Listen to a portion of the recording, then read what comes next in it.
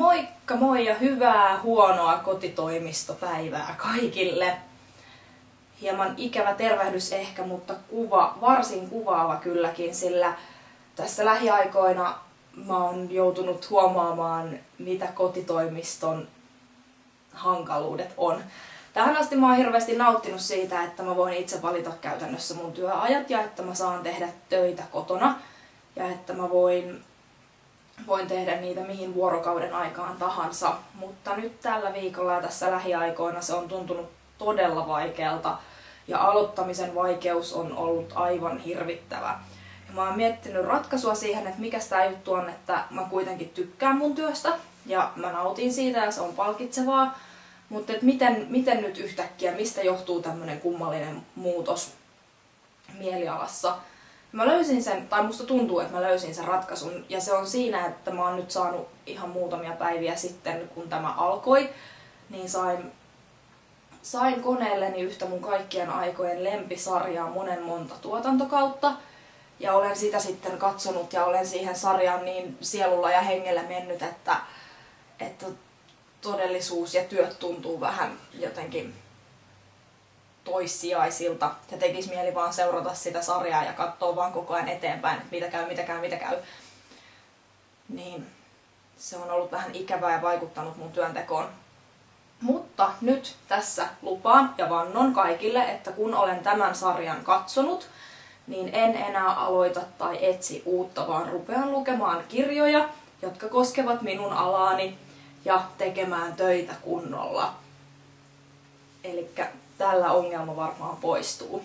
No sitten viime viikolla mulla oli meidän uusi työntekijä Harri Siekkinen mukana kuvauksissa. Elikkä mä viime viikolla haastattelin 3 kundia ja sieltä sitten valitsin, että Harri on tämä, joka meille tulee töihin.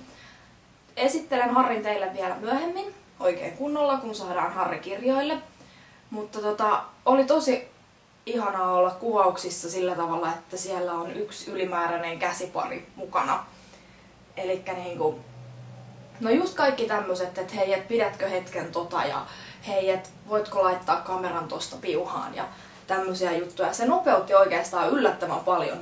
Mä aikaisemmin kuvittelin, että no onhan se nyt ihan sama, että onko siellä 1 vai 2 ihmistä ja kyllä minä pystyn tekemään kaiken itse. Mut ihan oikeasti se oli tosi helpottavaa ja on ihanaa, että Harri on niin hirveän innokas.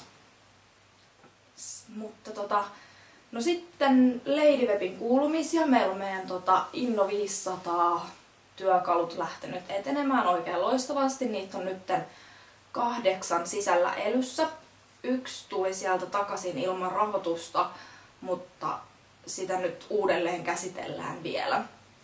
Sitten tällä viikolla tosiaan on ohjelmistojen opettelua, editointia ja mulla rupeaa olemaan pikkasen kiire. Mulla on oma projekti, Mima Vahteri-niminen lyhyt elokuva tuossa mun pöytäkoneella ja mun pöytäkone on menossa meidän toimiston koneeksi, niin mun pitäisi saada omat projektit sieltä loppuun. Eli sillä tavalla ei nyt olisi varaa haihatella ja katsoa vaan sarjoja ja olla tekemättä mitään, kun töitä rupeaa kuitenkin pikkuhiljaa kasaantumaan.